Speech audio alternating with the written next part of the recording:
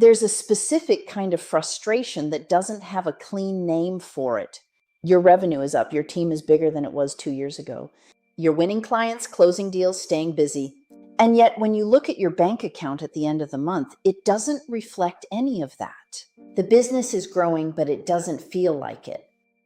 That gap between what the top line says and what actually lands is one of the most common things we see. And it's one of the most disorienting because the usual advice doesn't apply. People tell you to sell more, grow faster, hire better, but you're already doing that. The problem isn't the revenue. The problem is somewhere between the revenue coming in and the profit showing up. So what do we actually look at when a firm comes to us with that pattern? That's what I want to walk through today. The first thing we do is stop looking at the total and start looking at the mix. Revenue is a single number, but inside that number, there are usually 3 or 4 very different stories. Some clients are highly profitable, some are breaking even, and some are actually costing you money to serve. I know that sounds counterintuitive. You're billing them, they're paying. How could they be costing you money? Here's how it happens. Some clients require more time than what was scoped. Some need more revisions, more handholding, more escalations to senior people. Some have complex billing arrangements or slow payment cycles that create cash flow drag. And if no one is tracking the actual cost to serve, then you can have a full client roster and still be squeezed. We call this client profitability, and most growing firms have never actually looked at it. When we dig in, we're asking, if you did nothing but serve this client for a month, would you come out ahead? The answer varies a lot more than most owners expect. The second thing we look at is pricing specifically, whether your pricing still reflects your actual cost structure. This one is sneaky because pricing decisions don't always feel like financial decisions. They feel like sales decisions, competitive decisions, relationship decisions. You don't want to lose a client over price. You set your rates a few years ago when overhead was lower, and you haven't revisited them since. Meanwhile, everything else has gotten more expensive. Salaries are up, benefits are up, software is up. The cost of doing business has risen, and your pricing has stayed flat. So you're essentially working harder for the same margin or less.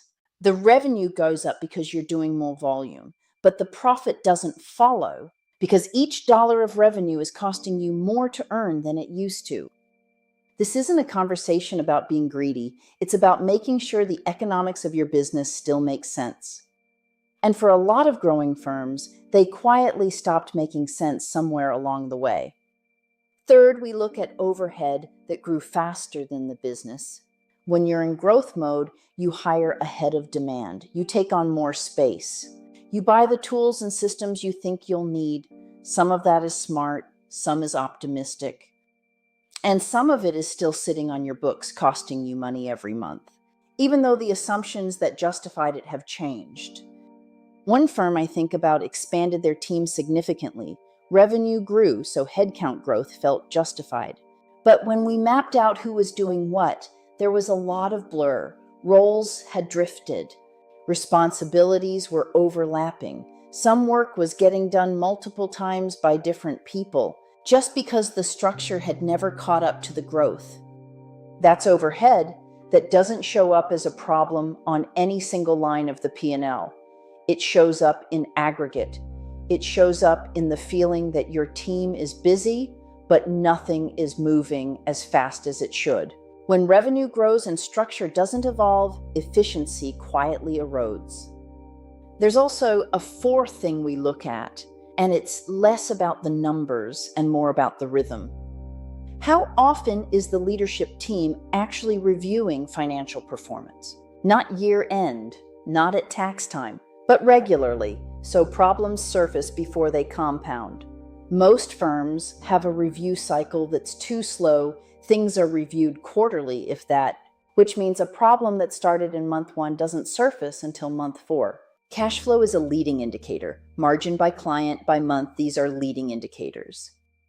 If you're only looking at them after the fact, you're always playing catch up.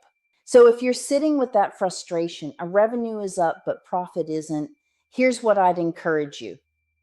It's usually not one big problem. It's a few quiet ones running in parallel. client mix, pricing, overhead, and a review cadence that's too slow. None of these require blowing up the business. They require clarity and the right questions. That's the work. It's the difference between a business that grows and one that actually builds wealth. If someone asked you today which 3 clients are your most profitable, could you answer? And if you can't, that just means there's something worth knowing that you don't know yet. That's usually where the real conversation starts.